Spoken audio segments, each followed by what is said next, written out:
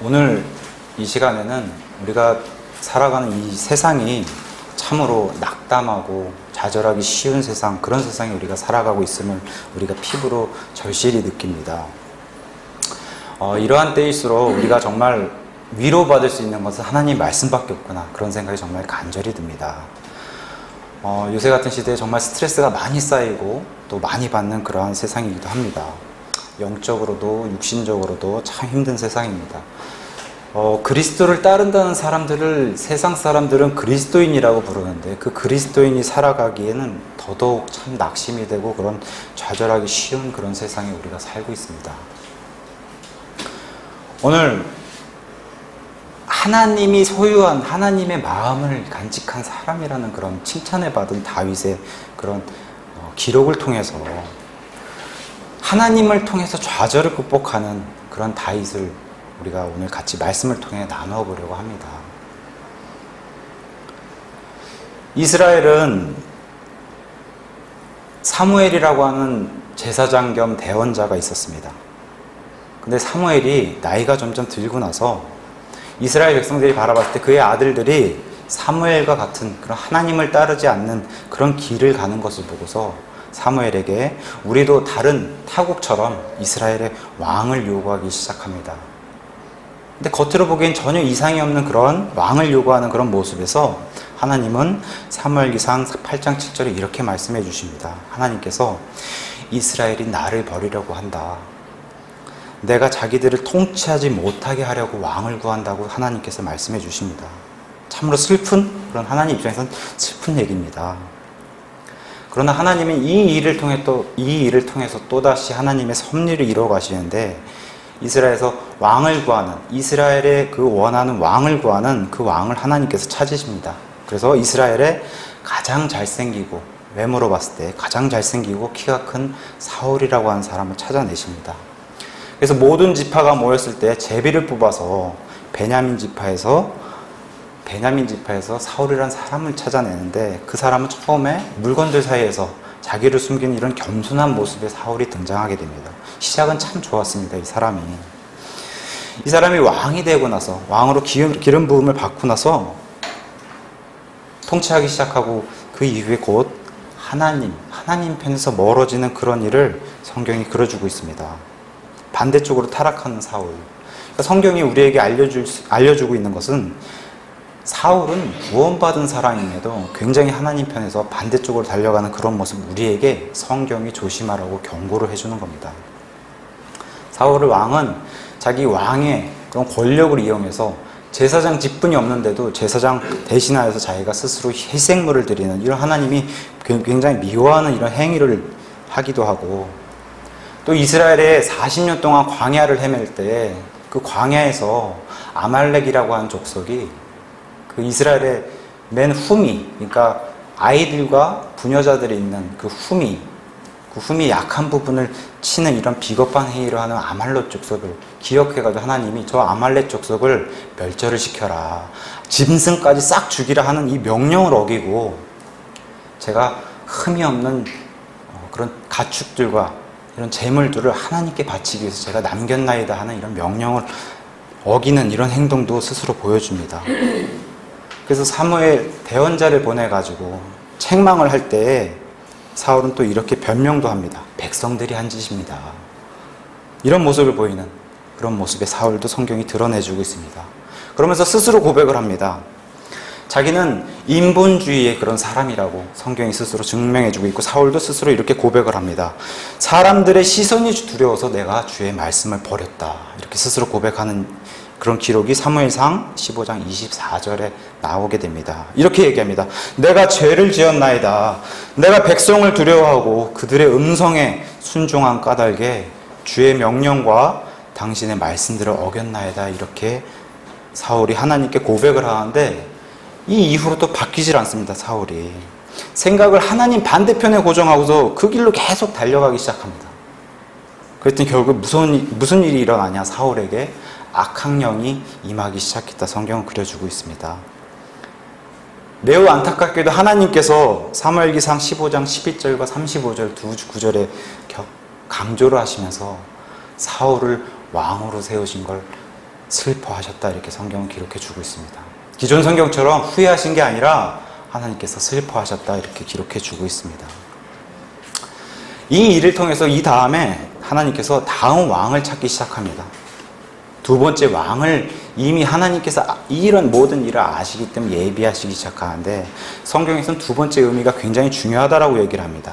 우리가 아담의 아들 중에 가인과 아벨, 또 노아의 세 아들 중에 셈과 함과 야벳, 두 번째를 생각해 보시기 바랍니다.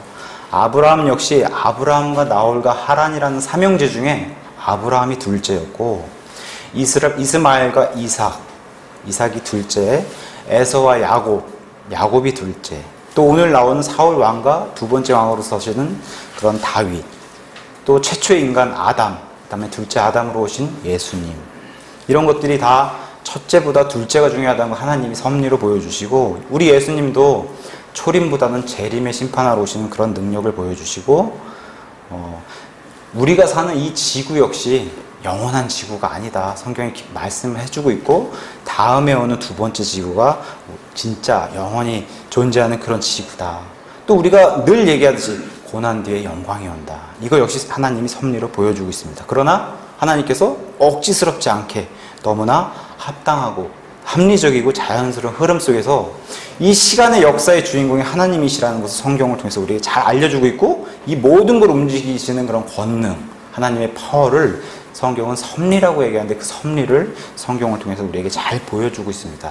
그래서 이 둘째 왕 다윗을 찾아내는데, 이때 처음 찾아낸 다윗은 소년으로 등장하게 됩니다. 다윗은 성경 기록대로 유다 지파의 베들레헴 사람 이새의 아들로서 다윗이 등장하고 있고, 사무엘기 상에서는 8번째 아들로 다윗이 등장하고, 역대기 상에서는 그 중에 셋째 아들이 죽은 뒤에는 7번째 아들로 기록해 주고 있습니다. 어린 청소년의 모습으로 등장하고 있고, 양치기의 목동에 거친 삶을 살고 있는 것을 성경이 그려주고 있습니다. 그러나 성경은 아름다운 용모의 소년이었다, 이렇게 성경은 얘기하고 있습니다. 용모로 따지면 큰아들이 굉장히 용모가 좋았다. 그래서 큰아들에게 기름을 부어주려고 왔구나, 사무엘이. 다윗의 아버지는 그렇게 생각했는데, 하나님께서는, 그리고 또 이 당시 3000년 전 이 당시에서는 아름다운 용모가 오히려 사람들에게 조롱거리가 됐을 것이다 라고 어떤 주석가가 얘기를 합니다. 남자답게 생기지 못한 그런 아름다운 용모, 지금 우리가 사는 이 시대에는 참 여자 같은 그런 용모를 우리는 아름답다, 또 잘생겼다 이렇게 얘기하지만, 이 당시에는 그런 용모가 오히려 조롱거리가 됐을 것이다, 그렇게 이제 주석가들도 얘기를 합니다. 근데 하나님께서도 이걸 증명해 주시듯이 하나님께는 용모가 중요하지 않다, 마음이 중요하다고 다윗을 찾았을 때 사무엘상 16장 7절에 이렇게 말씀해 주십니다. 그러면서 오늘 다윗을 향해서 하나님께서 내 마음, 내가 소유하고 있는 그 마음을 다윗이 가진 사람이다. 그래서 하나님의 마음에 맞는 사람, 예전 우리 기존 성경에서 하나님께 합한 사람이라는 그런 정말 유일무이한 그런 하나님이 칭찬을 받은 사람이 다윗이라고 기록해 주고 있고, 또 신약 성경의 사도행전 13장 22절에 사도 바울도 1차 선교 여행을 가서 BCD 안디옥에서 하나님의 말씀을 선포할 때 다윗은 하나님의 마음에 맞는 사람이다라는 설교를 하게 됩니다. 다윗은 어린 나이에 구원받은 사람입니다. 다윗은. 그래서 어릴 적부터, 하나님을 어렸을 때부터 하나님을 기쁘게 해드린 그런 사람으로 다윗은 등장합니다. 참 우리 자라나는, 앞으로 또 우리 교회에 더해질 그런 아이들이 참 다윗과 같이 이렇게 어릴 적에 구원을 받아서 어렸을 때부터 하나님을 기쁘게 해드린 그런 아이로 좀 성장했으면 좋겠습니다. 다윗은 골리앗 전투에서 이렇게 고백을 합니다. 나를 사자의 발톱과 곰의 발톱에서 구해주신 나의 여호와 주님이 계시다, 이렇게 다윗이 고백을 합니다. 그러면서 우리가 유명하게 잘 알고 있는 시편 23편의 이런 시편도 다윗이 기록을 합니다. 주는 나의 목자시니 내게 부족함이 없으리로다. 푸른 초장으로 나를 인도하시고 잔잔한 물가로 나를 인도하시고 내 혼에 회생시키는 그분이 여호와 하나님, 내가 섬기는 하나님이다. 이런 놀라운 시편에, 너무나 유명한 그런 시편도 다윗이 기록을 하게 됩니다. 다윗은 천재적인 타고난 악기의 능력을 가지고 태어난 자로 성경이 그려주고 있습니다. 이러한 모든 능력은 하나님께서 온다라고 성경은 기록해주고 있고, 요새 우리가 뭐 TV 같은 데서 접할 수 있는 그런 영재들, 정말 뭐 한 번도 뭐 배우지 못한 그런 막 피아노를 막 연주하는 그런 영재들 우리가 흔히 또 쉽게 볼 수 있지 않습니까? 그런 영재들과 다윗을 비교했을 때 자신의 영광을 위해서 쓰는지, 아니면 다윗처럼 하나님의 영광을 위해서 쓰는지, 그걸 참 비교해보면 이 다윗이 얼마나 어릴 적부터 하나님을 기쁘게 해드렸나. 시편의 찬양곡 많은 부분들을 다윗이 작사, 작곡을 한 그런 사람으로 성경은 기록해주고 있고, 이스라엘에서 다윗의 이 악기에 출중한 이 능력은 이미 꽤 유명한 것으로 성경이 그려주고 있습니다. 그래서 사울에게 악한 영이 들어왔을 때, 사울이 괴로워했을 때 그의 신하가 악기 연주에 능한 다윗이라는 사람이, 청소년이 있는데 그를 불러다 연주를 하게 되면 이 영이 떠나갈 것이라고 하는 것을 성경 기록을 통해서 보여주고 있습니다. 우리가 다 알다시피 다윗은 이스라엘과 대적하고 있는 그런 블레셋이라는 민족과 전투를 했을 때 골리앗이라고 하는 3m에 육박하는 그런 거인이 등장했을 때 그 거인에게 전혀 굴하지 않는 소년 다윗이 등장해서 하나님의 군대에 도전한 저 골리앗, 짐승 같은 저 골리앗은 내가 양치기 하던 목동했을 때 그런 사자나 곰을 쫓아내는 그런 짐승처럼 내가 물리치게 될 것이다 라고 강하게 다윗이 선포하는 것을 우리는 기록을 통해서 알 수가 있고, 정말 다윗의 뒤를 받쳐주는 하나님, 그 하나님이 우주보다 크신 분이에요. 그 하나님이 다윗의 그런 영어로 슬링이라고 하는 이 무림매에 힘을 더해 주셔가지고 골리앗을 쓰러뜨린 이런 기록을 우리가 성경을 통해서 알 수가 있습니다. 이런 기록들을 접하면 정말 힘이 되는 것 같아요. 정말 힘이 넘치고, 인간의 눈으로 봤을 때 그 꼬마 다윗, 소년 다윗, 뭐 어찌 봐서는 한 중학생, 고등학생 정도의 그런 나이에 그런 다윗에게 하나님이 손을 얹어주셔서 그 능력을, 이스라엘을 건져주시는 그런 하나님을 보았을 때 우리가 섬기는 하나님도 이 동일한 하나님이라는 사실을 오늘 이 시간에 깊게 생각하면 좋을 것 같습니다. 여기까지 참 다윗의 인생이 좋아요. 하나님과 같이 동행한 이런 삶이 기쁨의 삶이었고, 근데 다윗은 하나님의 일을 했고 하나님의 옳은 걸, 가치를 지키려고 노력했는데 오히려 이 일이 다윗에게 이제 시련과 어려움이 닥치기 시작합니다. 이 당시 이스라엘에 유행한 그런 유행가가 있다고 성경은 기록해주고 있습니다. 여인들이 모여서 삼삼오오 얘기를 할 때 이렇게 노래를 불렀다고 합니다. 사울이 죽인 자는 수천이요 다윗은 수만이로다. 이런 노래가 온 이스라엘에 퍼지니 이 노래가 사울의 귀에까지 들어가서 결국에 사람을 죽이는 시기가 사울에게 임했다. 시기는 질투와 다르다고 성경이 증명을 해주고 있습니다. 질투는 하나님께도 있는 속성이기 때문에 우리도 가져도 되는 속성이지만 그것은 우리에게 도전을 주고서 더 열심을 내게 해주지만, 시기는 살인을 부르고 하나님 편에서는 죄악이라고 성경이 얘기해주고 있습니다. 구약에서는 하나님의 성령님이 하나님의 일을 하기 위해서 성령님이, 하나님의 영이 하늘로부터 와서 사람에게 임해가지고 하나님의 일을 진행하는 것을 구약 성경을 통해서 우리가 알 수가 있는데, 물론 우리 신약 성도들에게 하나님의 성령이 영원히 들어오셔가지고 내주하셔서 떠나지 않는다는 이런 성경의 진리를 우리가 굳게 믿고 참으로 그런 은혜의 시대에 살고 있습니다. 이 당시 하나님의 영이 임했던 그런 사울에게 더 이상 하나님의 영을 구하지 않고 자기가 시기를 가지고 다윗을 핍박하기 시작하면서 오히려 악한 영을 구한, 자기 의지로 그런 것을 구하기 시작한 사울에게 마귀가 들어가기를 원했고, 하나님도 그 영을 원한 사울에게 허락해 주셔가지고 사울이 악한 영에 사로잡히는 그런 것을 우리가 성경을 통해서 알 수 있습니다. 악한 영이 임하자 어떤 행동을 바로 보이냐면은 자기 옆에 있는 자기의 창으로 다윗을 죽이려고 하는, 그래서 이렇게 얘기를 합니다. 내가 다윗을 쳐서 벽에 박으리라. 이런 식의 고백을 하면서 다윗을 죽이려고 하는 이런 모습을 계속해서 그려주고 있습니다. 골리앗을 물리쳤기 때문에 다윗에게 자기가 약속한 자기의 딸을 주겠다고 하는 약속을 지켜야 되는데, 첫째 딸을 주지 않은 그런 약속을 지키지 않고 둘째 딸을 줘야 되는데 둘째 딸을 이렇게 보니까 둘째 딸이 다윗을 사랑하는 모습을 봅니다. 그래서 그걸 기뻐했다고 얘기해요. 근데 그 기쁨이 어떤 기쁨이었나? 둘째 딸이 다윗을 사랑하기 때문에 둘째 딸을 이용해서 다윗을 죽여야겠다 하고 블레셋 전투장에 전쟁터에 내보내는 이런 것을 성경이 그려주고 있습니다. 근데 사울의 의도와는 다르게 다윗은 어김없이 보란듯이 블레셋과의 전투를 해서 승리하는 모습을 보여줍니다. 그랬더니 또다시 악한 영이 임해가지고 창으로 다윗을 죽이려고 하는 이런 모습을 또 성경이 그려주고 있습니다.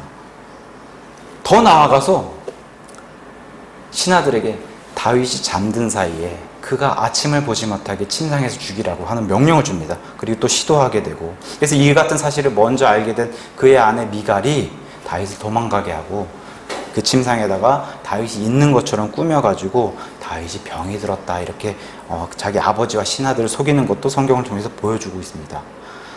심지어 아프다고 하니까 사울은 침상채 가져와라, 내가 직접 죽이겠다, 이렇게 사울이 얘기를 합니다. 다윗은 하나님의 일을 했던 사람이고 하나님의 오른편의 가치를 지키려고 했는데 지금 다윗에게 임한 이런 일들은 엄청난 시련이, 지금 어려움이 닥친 이런 거 성경에 그려주고 있습니다. 이 사울이란 사람은 하나님의 것을 구하지 않고 오로지 그냥 다윗 죽이기에만 혈안이 된 그런 모습을 성경이 계속해서 그려주고 있습니다. 그나마 사울의 아들 중에 요나단이라고 하는 선한 사람이 등장하게 됩니다. 다윗과 의형제를 맺고, 처남과 매제 사이였는데 의형제를 맺고 하나님께 맹세하면서 돈독한 사이로 성경이 그려주고 있는데, 이 요나단조차도 다윗을 숨겨주고 도망가게 했더니 그의 아버지 사울이 요나단까지도 죽이려고 하는 이런 것을 성경이 그려주고 있습니다. 다윗은 얼마나 다급했던지 도망가기 위해서 자기가 물리친 그 골리앗의 족속, 블레셋 족속에 가드란 땅에까지 도피를 해가지고 자기 수염에 침을 흘리면서 미친 척을 하면서 거기 숨어 있어야 할 정도로 그렇게 비참한 그런 모습의 성경을 그려주고 있습니다. 다윗의 입장에서는 계속 자기를 죽이려고 위협하고 살해하려고 오는 그런 두려움, 그것도 자기 아내의 부모님, 자기한테는 부모님입니다. 부모님이 자기를 죽이려고 계속해서 이런 입장에 처해져 있는 거 우리가 한번 생각해보고, 이 참 엄청난 스트레스입니다. 이 사람에게는 좌절이 되고 하나님을 믿는다는데 왜 이런 일이 생길까 낙심이 되고, 다윗의 입장에서는 그런 겁니다. 그렇다고 해서 다윗이 사울을 죽이려고 죽일 수 없었던 게 아니라고 성경은 얘기해 줍니다. 그래서 다윗은 사울을 2번이나 놓아주는 이런 일도 성경이 그려주고 있습니다. 동굴에서 사울이 이를 볼 때 그의 옷자락을 몰래 베는 이런 것도 성경이 그려주고 있고, 또 사울이 다윗을 잡으러 왔을 때 그의 텐트 안에서 몰래 들어가서 사울에게 있는 창과 물병만 가지고 나와서 외칩니다. 이렇게, 왕이시여, 저 같은 죽은 개와 같은 존재, 그냥 벼룩 한 마리 같은 저를 왜 이렇게, 이런 미천한 존재를 왜 이렇게 죽이려 하시나이까, 이렇게 사울에게 말씀을 드리고, 이럴 때마다 사울은 후에 눈물 흘리면서 다윗에게 사죄하지만 그때뿐이었다 성경은 얘기해주고 있고, 결국에는 사울의 마지막 전투, 블레셋과의 전투에서 사울과 또 요나단과 그의 아들들이 모두 죽는 이런 것을 사무엘기 3장을 정리하면서 마지막 31장에 기록해주고 있습니다. 마지막까지 사울은 하나님이 미워하는 행동을 합니다. 그것은 엔돌 지역에 도저히 하나님이 응답도 안 하시고 하나님을 구하려 생각을 안 하니까 엔돌 지역에 부리는 영, 마술과 마법을 부리는 한 여인, 무당 같은 존재를 불러서 사무엘을 그때는 이미 사무엘이 죽고 나서 없었는데, 사무엘, 이 지하에 낙원에가 있는, 그때는 구약시대니까 낙원이 지하에 있었습니다. 그래서 지하에 낙원에 있는 사무엘을 불러서 좀 부탁을 하는데, 사무엘이 그 낙원에서 올라오는 것을 성경이 딱 한 번 그려주고 있습니다. 하나님이 딱 한 번 허락을 하신 겁니다. 이런 것을 구하면 안 된다라고 하나님이 보여주신 겁니다. 자, 그러면서 이 사무엘이 올라와서 사울에게 이렇게 얘기합니다. 사무엘기상 28장 18절에 19절에서 사울 네가 주의 음성에 순종하지 아니하고 그분의 맹렬한 진노를 아말렉에게 집행하지 아니하였으므로 주께서 이날 이 일을 내게 행하셨고, 또한 주께서 이스라엘을 너와 함께 블레셋 사람들의 손에 넘겨주시리니 내일 너와 너 사울, 그 다음에 내 아들들, 그 중에 요나단도 있는 겁니다, 나와 함께 있으리라. 구원받은 사람들이기 때문에 그렇게 악한 행동을 했어도 낙원으로 가는 겁니다. 사무엘과 함께. 다만 이러한 일들을 성도가 벌였다. 그걸 성경이 계속해서 보여주는 겁니다. 살인까지도 벌인 이러한 일은 우리에게 교훈으로 이러면 안 된다. 우리도 이런 길을 빠질 수 있기 때문에 이런 악한 행동을 하면 안 된다라고 성경이 경고해주고 있고, 이런 일, 이런 악한 왕, 하나님을 멀리한 이런 죄의 대가로 주께서 또 이스라엘의 군대를 블레셋 사람들의 손에 넘겨주시리라. 너희는 그날 전쟁에 참가했던 그 군대는 멸절될 것이다. 이렇게 성경이 기록해주고 있고, 이 일을 통해서 또 사울은 저 할례받지 않은 저 이민족 블레셋 민족에게 내가 죽을 수 없으니 이미 전세는 기울어져 있고 칼을 자기의 배로 꽂는 자살을 하면서 그렇게 마무리하는 거 성경이 그려주고 있습니다. 자, 사울이 죽었으니까 다윗이 승승장구하는 것을 성경이 그려주고 있습니다. 유다의 왕으로 기름 부음을 받습니다. 유다뿐 아니라 이스라엘의 전체 왕으로 기름 부음을 받습니다. 그래서 유다의 왕이 됐을 때는 헤브론이라는 도시에서 7년 반을 통치했고, 또 이스라엘 전체 왕이 되고 나서는 예루살렘으로 입성하여 33년을 통치한 40년 넘게 통치한 것을 성경이 그려주고 있습니다. 또 하나님이 가장 기뻐하시는 일, 그리고 다윗이 기뻐하는 일, 그건 하나님의 성막 안에, 지성소 안에 언약궤를 예루살렘으로 옮기는 이런 일을, 그때 유명한 그런 다윗이 너무나 기분이 좋아서 춤을 추는, 바지가 내려가는 것도 모르고 춤을 추는 이런 것을 성경이 그려주고 있습니다. 또 다윗과의 그 유명한 하나님의 언약을 맺어주십니다. 다윗의 왕자가 영원히 굳게 서리라고 하는 하나님의 언약, 다윗의 언약, 그건 뭡니까? 다윗을 통한, 다윗의 후손, 영원히, 그 다윗의 왕자가 다윗이 다시 부활을 해가지고 천년왕국 때 영원히, 천년왕국 이후까지도 영원히 이 이스라엘을 통치한다는 이 다윗의 언약을 하나님께서 약속해 주십니다. 다윗이 무엇을 하든지, 다윗이 왕이 되고 나니까 이스라엘 백성들이 그를 기뻐했다. 그리고 다윗이 무엇을 하든지 그 모든 것은 이스라엘 백성을 기쁘게 했다. 성경이 기록을 해주고 있습니다. 주변에 있는 블레셋, 아말렉, 모압, 암몬 이런 족속들을 그냥 전쟁만 하면 다 이기는 하나님께서 함께 해주신 이런 기록을 성경을 통해서 보여주고 있습니다. 다윗의 이런 최고의 이스라엘의 전성기는 솔로몬까지 가게 되고, 이때가 이스라엘의 최고의 전성기였다. 이렇게 성경은 기록해주고 있습니다. 그러면서 참으로 멋진 기록, 사무엘기하 8장 6절과 14절에 두 번에 강조를 해주시면서 다윗이 어디를 가든지 주께서 그를 보존하시니라.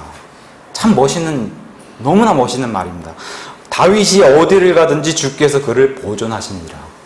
이런 말씀을 남겨주셨습니다. 여기까지 참 좋죠, 또.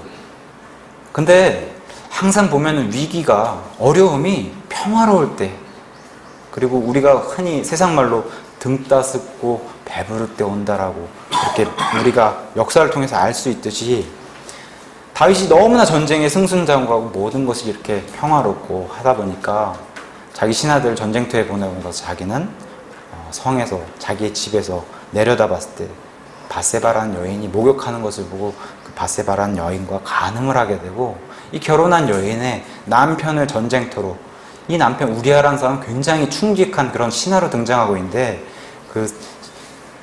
이 사람이 변하지 않는, 이 바세바가 임신했다는 소식을 들으니까 우리아가 임신한 것처럼 꾸미기 위해서 우리아를 바세바가 가서 집에 가서 쉬라고 하고 전쟁터에서 불러서 그렇게 다윗이 명령을 했는데도 이 우리아가 전쟁통에 자기가 모시는 자기 대장도 취재를 하는데 자기는 그럴 수 없다.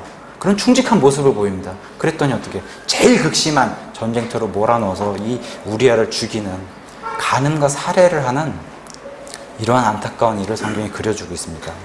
그랬더니 하나님이 곧바로 나단 대언자를 보내가지고 다윗에게 부유한 자와 가난한 자의 비유를 책망하십니다.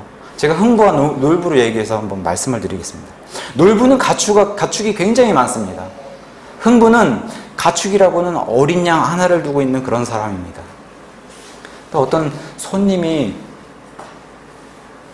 방문을 했을 때 놀부가 자기의 가축은 아까워가지고 이 흥부의 어린 양을 뺏어서 손님을 대접하게 되는데, 다윗이 이 얘기를 듣자 그냥 분노가 타올라가지고 그 놀부는 반드시 죽어야 된다. 어린 양의 4배를 보상해야 된다. 이렇게 다윗이 얘기를 하게 됩니다. 그랬을 때 나단 대언자가 그 놀부가 왕입니다. 그 놀부가 다윗 왕이십니다. 이렇게 얘기하는 것을 성경이 기록해주고 있습니다. 그랬더니 다윗은 바로 하나님께 회개를 드리고 제가 잘못했습니다. 하나님께 회개를 드리는 이런 것을 시편과 성경 기록을 통해서 알려주고 있는데, 죽음은 면하게 됩니다. 자기가 얘기한 것처럼 그 놀부는 죽어야 된다라고 하는 그 죽음은 면하게 되지만 그의 집안에 재앙이 넘치는 이런 것을 성경이 기록해주고 있습니다. 어느 중석가는 이렇게 얘기합니다. 상처는 치유했으나 흉터가 남았다. 부부가 결혼을 하면은 그 열매로 하나님께서 선물로 자녀를 주십니다. 선물이고 보상이라고 성경은 얘기하는데, 이 이후로 하나님께서 이 보상을 거두어 가시는 보상의 손실도 성경을 통해서 알려주고 있습니다. 우리에게도 굉장히 교훈이 되는 경고의 말씀입니다. 보상의 손실. 죄를 미워하신 하나님의 공의로운 심판을 이루시는 것을 성경이 보여주고 있습니다. 그래서 우리아가 수태한 그 아이가 태어나자마자 7일 만에 하나님께서 데려가신 이런 일들을 그려주고 있고, 다윗의 아들, 큰 아들인 암몬이라는 아들이 또 다른, 다윗에겐 여러 명의 이제 아내들이 있었는데 그 중에 배다른 그런 딸인 다말이라는 딸을 그 암논이 사랑한 그런 이유가 아버지께 얘기해서 얼마든지 결혼할 수 있는 그런 딸이었는데도 불구하고 강제로 강간하고서 버리는 이런 일이 벌어지고 있고, 그 다음에 다말의 자기 같은 배에서 태어난 그 오빠 압살롬이 2년을 기다려서 암논, 자기 형을 죽이는 이러한 보복이 집안에 일어나게 되고, 더 나아가서는 이 압살롬이라는 사람은 다윗의 그 모든 이스라엘의 그 백성의 모든 마음을 훔쳐가지고 다윗을 왕위에서 쫓아내고 반역하게 되는 이런 일이 성경을 통해서 우리에게 알려주고 있습니다. 다윗은 자기 아들 때문에 또 비참히 쫓겨가지고 예루살렘에서 쫓겨나서 요르단 강 건너편에 광야까지 피신해야 되는 이러한 안타까운 처지를 성경이 그려주고 있습니다. 그러면서 오늘 등장하는 본문이 바로 그러한 상황에 처했을 때 오늘 본문이 등장하게 되는 겁니다. 1절을 보시면은, 주여 나를 괴롭히는 자들이 어찌 그리 많게 되었나이까. 나를 치려고 일어나는 자들이 많나이다. 어떻게 이렇게 많이 저를 대적하는 사람들이 일어나게 됐습니까, 하나님? 이렇게 얘기하면서 6절에 수많은 백성이, 이 백성이 이스라엘 백성인데 이 수많은 백성이 나를 둘러싸고 나를 에워싸고 대적합니다. 이렇게 다윗이 고백을 합니다. 하나님께 쏟아 넣는 겁니다. 부르짖는 겁니다. 그러면서 2절에 많은 사람이 내 혼에 대하여 말하기를 그는 하나님께 도움을 얻지 못한다 하나이다. 셀라. 이렇게 나옵니다. 다윗의 정말 오늘 본문이 어렵지 않습니다. 내용이. 다윗의 정말 이 안타까운 처지, 하나님 어찌하여 이런 일이 발생하는 겁니까? 이 백성들이 저를 치려고 이렇게 저를 에워싸고 있습니다. 더군다나 저를 조롱할 뿐만 아니라 하나님을 조롱하고 있습니다. 라고 다윗이 이렇게 하나님께 부르짖는 이런 장면을 시편 3편에서 그려주고 있습니다. 그런데 3절에서 놀라운 고백을 합니다. 다윗은 그러나가 등장하는 겁니다. 이 지금까지 부르짖었던 내용과 정반대 내용이 등장할 것을 암시하면서 기존 성경이 그러나가 다 삭제되어 있습니다. 그러나 오 주여, 감탄사 오도 삭제되어 있습니다. 오 주여, 주는 나의 방패십니다. 내가 처한 상황이 이렇게 안 좋지만 그래도 주 여호와는 나의 방패십니다.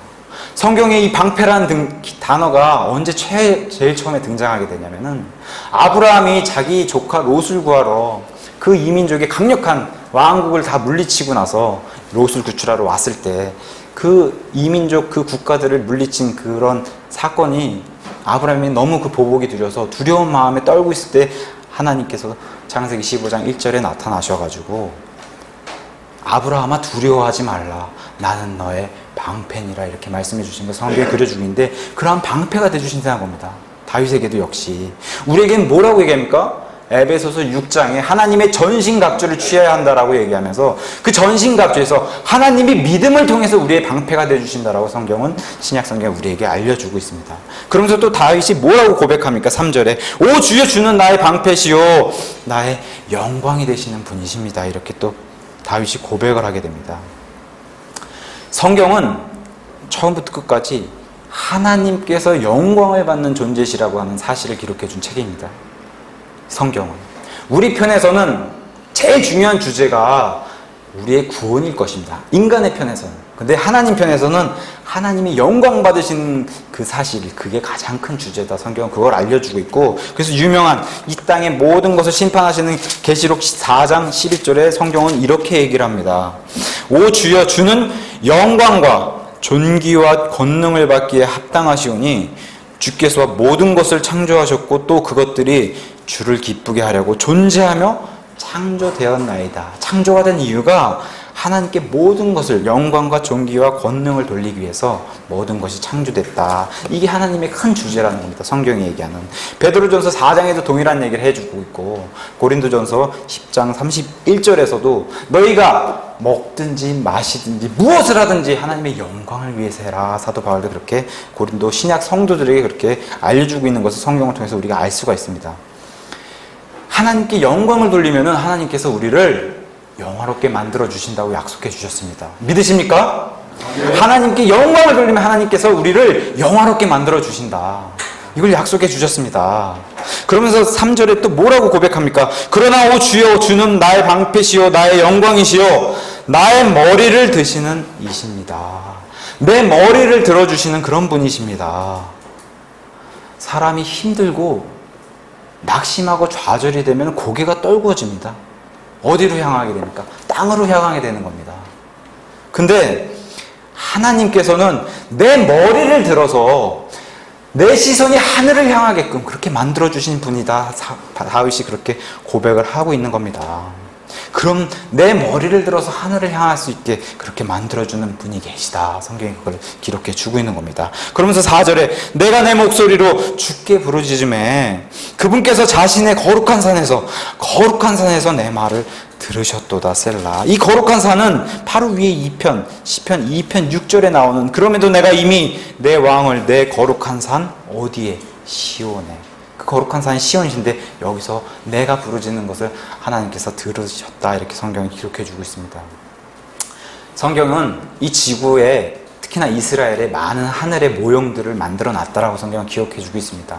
시온산, 예루살렘, 또 우리 성전 같은 것이 하늘에 진짜 실체가 있고 땅에 그 모형을 만들어 놨다. 성경이 기록해 주고 있는데, 땅의 거룩한 산 시온에서도 지금 예루살렘에 옮겨온 이런 성전을 예루살렘의 성막, 이 당시 성막이죠. 성막을 옮겨서 언약궤가 거기 있기 때문에 하나님이 거기서 말씀을 들으신다라고 다윗은 얘기하고 있고, 실질적으로 하나님께서 저 북쪽에 셋째 하늘에 거기 거룩한 산 시온에서 듣고 계시다라고 성경이 기록을 해주고 있습니다. 시편에서는 이 시온이란, 거룩한 산 시온이란 단어, 이 시온이란 단어가 얼마나 중요한지 38번 나온 것을 등장해주고 있고, 그와 반면에 예루살렘은 17번 등장하는데 그 정도로 하나님께서 이 시온을 중요하게 생각하신다. 이렇게 성경이 기록을 해주고 있습니다. 그러면서 5절에 뭐라고 얘기합니까? 주께서 나를 떠받쳐 주셨으므로 내가 누워 잠이 들고 또 깨었도다. 과거를 회상해 보면은 사울에게 자기 아내 미가를 통해서 도망간 일을 다윗은 기억했을 겁니다. 자기가 잠든 사이에서도 자기를 죽이려고 이렇게 다가오는 이런 일들, 얼마나 사람의 입장에서 잠들기가 두렵겠습니까? 근데 내가 자는 동안에도 나를 떠받쳐주고, 서스테인이라는 단어를 썼습니다. 이 단어는 다른 말로 번역하면은, 다른 구절에서는 이렇게 번역했습니다. 지탱해주고 돌봐주신다. 이렇게 해주시는 분이 계시다는 건데, 내가 잠들었을 때도 나를 지탱해주고 돌봐주시고 나를 떠받쳐주시는 분이 계시다. 내가 침상에서 죽을 뻔한 그때에서도 나를 구해주신 분이 하나님이시다. 자는 동안에도 하나님께서 이 이스라엘을 눈동자처럼 지켜주신 그 하나님께서 나도 지켜주고 계시다. 이렇게 다윗이 고백을 하게 되는 겁니다. 6절에 수많은 백성이 나를 에워싸고 대적한다 하여도 내가 그들을 무서워하지 아니하겠습니다. 우리가 주를 두려워하다라고 하는 단어를 쓸 때는 fear란 단어를 씁니다. 주님은 두려우신 분이다 할 때 fear. 근데 여기서는 사람은 무서운 존재다. 그걸 성경은 be afraid란 단어를 썼어요. 다른 겁니다. 창조주와 창조물은 격이 다른 겁니다. 마귀가 우리를 두려움으로 올가매는 그런 하나님의 흉내를 낼 수는 있어도, 하나님이 정말 창조주의 두려움은 흉내낼 수 없고 범접할 수 없다는 걸 성경이 기록해 주고 있고, 우리가 그래서 주님은 두려우신, 우리가 두려워하는 존재로 그렇게 모시고 사람은 무서워, 우리에게 무서움을 줄 수 있는 존재라고 성경이 얘기하고 있지만 이것은 하나님에 비하면 비교할 때가 못 된다 성경이 기록해 주고 있습니다. 내가 하나님이 계시니 사람은 두렵지 무섭지 않습니다. 반대로 사울의 입장에 한번 생각해 보면 나는 사람이 무서워서 하나님이 두렵지 않습니다라고 얘기했던 사람이 바로 사울이었습니다. 그와 반대로 다윗은 정반대, 하나님의 정말 옳은 가치에 거기 서 있는 모습을 성경이 기록해 주고 있는 겁니다. 그러면서 7절에 오 주여 일어나소서, 오 나의 주님 일어나소서, 오 나의 하나님이여 나를 구원하소서. 얼마나 이 부르짖는 게 간절한 마음이 이렇게 드는지. 주께서 내 모든 원수들의 광대뼈를 치시고 경건치 아니한 자들의 이를 부러뜨리셨나이다. 지난 어릴 적 시절부터 내가 양치기 목동이었을 때부터 그 짐승으로부터 나를 보호해 주셨고 지금까지 수많은 전쟁터에서도 나를 지금까지 이끄시고 보호해 주셨던 분이 바로 하나님이십니다. 그 하나님께서 지금 제가 그 하나님이 너무 필요합니다. 오 주여 일어나소서, 오 나의 하나님이여 나를 구원해 주시옵소서. 여기 구원은 영혼 구원의 그런 얘기하는 게 아닙니다. 과거에 다윗은 이미 어렸을 때 구원받은 사람인데 지금 이 어려운 실정에서 나를 구해 주시기 바랍니다. 이렇게 다윗이 고백을 하는 겁니다. 그러면서 8절에 구원은 주께 속한 것이다. 구원은 주께 속한 것이다. 구원은 주께 속하였사오니 주의 복이 주의 백성 위에 있나이다. 셀라. 하늘 아래 다른 이름 주시지 않으셨다라고 우리에겐 더 계시해서 말씀해 주셨고, 구원은 유대인에게서 하나님의 기록된 말씀, 유대인인 오직 예수님, 그 말씀에 기록된 오직 예수님으로부터 온다. 성경이 우리에게 얘기해 주고 있고, 구원에 대한 단어를 맨 끝에 성경이 마무리하면서 찾아보니 계시록 19장 1절에 등장하게 되는데, 계시록 18장과 17장에서는 바빌론 음료가 무너지는 이런 바빌론 음료를 성경이 등장시켜주고 있고, 그 바빌론 음료가 계시록 19장에 무너지게 됩니다. 그러면서 이렇게 성경이 기록해주고 있습니다. 바빌론 음료를 심판하시니 하늘의 많은 사람들의 성도들의 큰 음성이 이르되 할렐루야, 구원과 영광과 존귀와 권능이 주 우리 하나님께 있도다. 이러한 찬양을 하늘에서 드리는데, 이 말씀이 성경에 참으로 멋있게 기록되어 있는 것을 성경이 우리에게 보여주고 있습니다. 여기 지금 다윗이 1차적으로 시편 3편에서는 자기의 그 정말 처해 있는 어려움의 상황, 좌절 가운데서 하나님을 높이 찬양하는 이런 모습을 시편 3편에서 기록해주고 있는데, 다윗은 구약에서 등장한 예수님의 가장 큰 예표라고 성경이 얘기해주고 있습니다. 예표, 다윗은. 근데 이 예표로 살펴볼 때 이 어려움에 처한 상황이 예수님도 동일하게 당하신 상황이다라고 성경이 다윗이 미리 얘기하는 겁니다. 예수님께서 당했던 고통, 그 고통을 다윗이 그대로 3편에서 설명해주고 있고, 특히나 3절에서 2절에서 많은 사람이 내 혼에 대하여 말하기를 그는 하나님께 도움을 얻지 못한다. 예수님도 동일하게 십자가에 달리셨을 때 사람들의 동일한 그런 조롱을 듣게 되는데, 저 사람이 하나님으로부터 왔다고 하면서도 사람들이 이렇게 조롱했습니다. 성전을 헐고서 3일 만에 다시 짓는다고 너가 얘기하지 않았냐, 너 자신이나 구원하라 라고 하면서 마태복음 27장 40절에 조롱하기도 하고, 이스라엘의 왕으로 네가 왔다고 하면서 이스라엘 왕이라면 지금 십자가에서 네가 내려와 봐라 이렇게 조롱하기도 하고, 그러면 우리가 너를 믿겠다라고 이렇게 조롱을 하는 것을 마태복음 27장 42절에서도 그려주고 있는데, 그래도 예수님은 무엇을 보여줬습니까? 하나님께, 아버지 하나님께 모든 것을 맡기고서 순종했던 그런 모습을 다윗처럼 그려주고 있는 거예요. 그 예표로 시편 3편에 이렇게 그려주고 있고, 또 다윗 자신이 이스라엘 백성을 대변해서 이 시편 3편이 또 다른 의미를 가지고 있는 게 바로 환란에 등장하는 그 이스라엘을 대변하는 그런 시편이 바로 시편 3편입니다. 그래서 환란, 그 예레미야가 선포했을 때 야곱의 가장 고난의 때 7년 대환란의 이스라엘의 모습의 예표가 바로 이 시편 3편에 등장하게 되는데, 여기서 시편 3편에서 셀라라는 단어가 등장합니다. 셀라라는 단어. 셀라라는 단어는 시편과 하박국에만 등장하는데 시편에만 71번이 등장하고 하박국에 3번 등장합니다. 단순히 시편은 찬양곡들이기 때문에 우리가 찬양곡의 입장에서 봤을 때는 셀라는 쉼표로 그렇게 이해를 하게 됩니다. 쉼표. 간주가 나오던가 반주를 하게 되는. 근데 더 큰 의미로는 이 셀라가 쉼표 이상의 중요한 의미를 가지고 있습니다. 그것은 쉼표, 지금 교회 시대, 장차 다가오실 재림, 예수님을 기다리는 교회 시대를 나타내기도 하고 또 심판을 나타내는 중요한 단어로 등장하는 게 이 셀라입니다. 그래서 이스라엘은 7년 대환란에 들어갔을 때 하나님께서 예비하신 14만 4천 명의 하나님의 왕국의 복음, 마태복음에 등장한 것들이 다시 등장하게 되면서 무엇을 선포합니까? 하늘의 왕국이 이제 재림하시는 그 메시아가 오시기 때문에 하늘의 왕국이 가까이 왔다, 회개해야 된다라고 하는 그런 선포를 14만 4천 명을 통해서 선포하게 되는데, 이 14만 4천 명은 적그리스도의 무릎을 꿇지 않고 짐승의 표를 거부하면서 순교당한 것으로 계시록에 등장하게 됩니다. 예수님의 재림을 알리는 그런 왕국의 선포를 하고 왕국의 복음의 선포를 하고 순교를 당하고, 근데 이 14만 4천 명을 이스라엘 백성들조차도 극심하게 대적하는 이런 일을 성경이 그려주고 있습니다.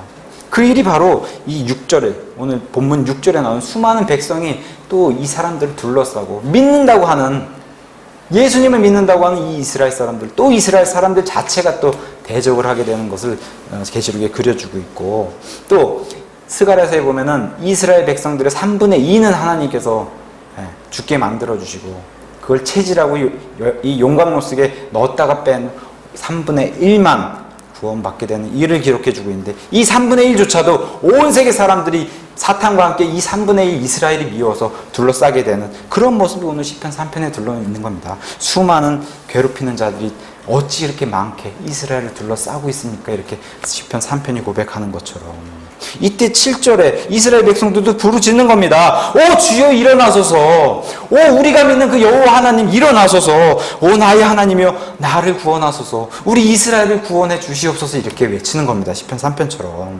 그럴 때 8절에 이렇게 얘기합니다. 구원은 주께, 이 주가 구약의 여호와 하나님입니다. 구원은 여호와 하나님께 속하였으니 주의 복이, 여호와의 복이 주의 어디 임한다고 성경이 기록했습니까? 백성 위에, 주의 백성이 누굽니까? 이스라엘 얘기하는 겁니다. 이스라엘.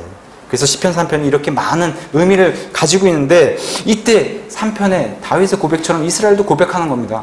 제 머리를 들어, 하늘을 향해서 제 머리를 들어주시는 분이 계시다. 우리 누가복음 21장 다 같이 가서 살펴보십니다. 누가복음 21장 25절. 예수님이 재림하셨을 때 참으로 멋지게 성경이 또 이렇게 기록을 해주고 있습니다. 누가복음 21장 25절에서 예수님이 재림하셨을 때 이런 일들이 벌어진다.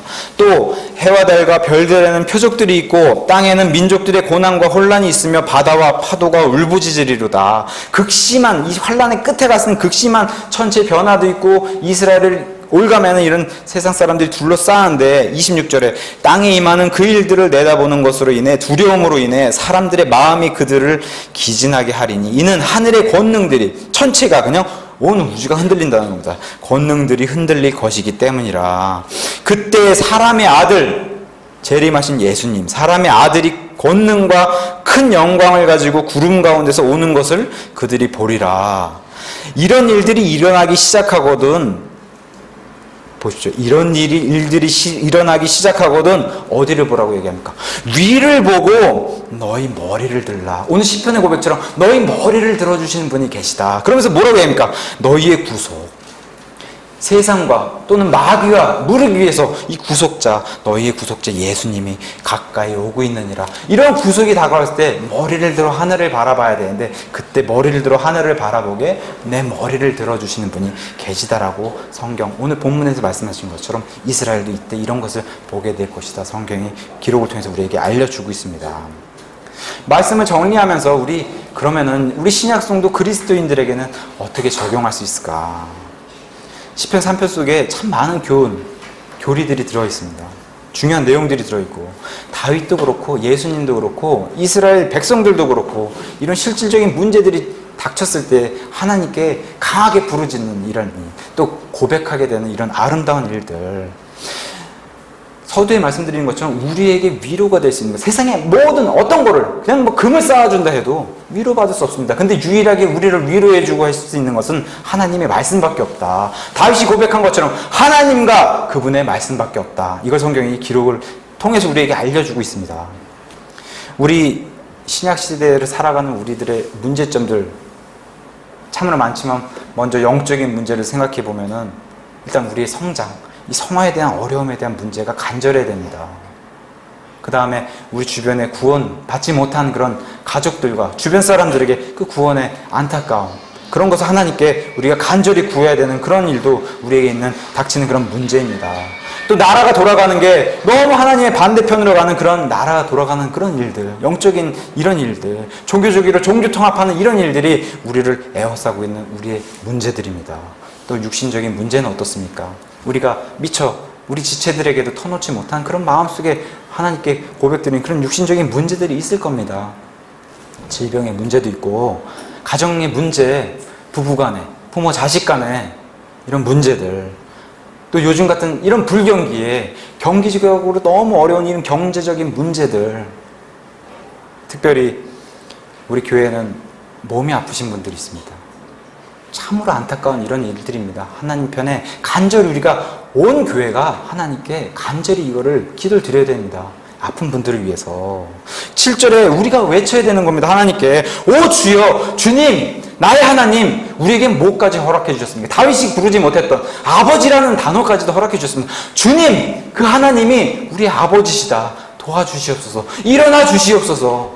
우리 온 교회가 그렇게 간절히 하나님께 부르짖어야 됩니다.